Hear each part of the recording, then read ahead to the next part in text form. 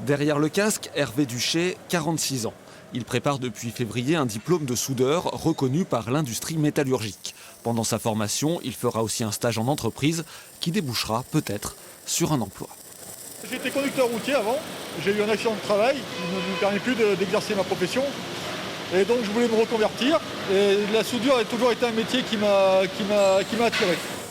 Autre parcours, celui de Lucas Rochelet, 20 ans. C'est la première fois qu'il apprend un métier et sa formation se déroule dans des conditions sécurisantes. On est rémunéré à peu près 450 € par mois. Après, ça dépend de notre âge, de si on a des enfants. Et c'est quelque chose que je trouve quand même intéressant.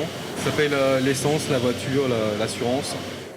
Comme 2500 personnes chaque année, Hervé et Lucas sont formés par l'AFPI Limousin. C'est une association créée par des entreprises pour coller aux besoins. Elle a répondu à un appel d'offres du Conseil régional. Les formations ouvertes aux demandeurs d'emploi sont financées par la région de Nouvelle-Aquitaine avec un cofinancement du Fonds social européen. Ce sont des formations qui sont assez onéreuses, donc c'est bien qu'il y ait ce genre de formation pour les demandeurs d'emploi, pour qu'ils puissent se former. Sur un budget de plus de 3 milliards, la formation professionnelle coûte à la région 525 millions d'euros. L'essentiel, c'est l'achat des formations comme en métallurgie. Ensuite viennent les formations sanitaires et sociales et enfin la formation continue des salariés. La région soutient aussi les entreprises avec des aides au développement économique.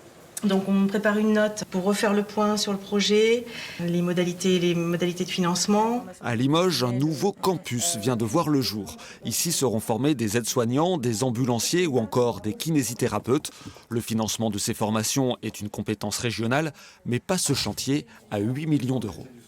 Le choix, ça a été de financer ce campus donc pour regrouper dans un même bâtiment toutes les écoles paramédicales de Limoges, de l'université et du CHU, pour regrouper les apprenants dans un lieu commun, pour mutualiser les cours, préparer des professionnels de la santé à travailler ensemble. Si la formation professionnelle dépend de la région, la place qu'on lui accorde ou les choix d'investissement sont des orientations politiques que les électeurs pourront trancher en votant le 20 juin.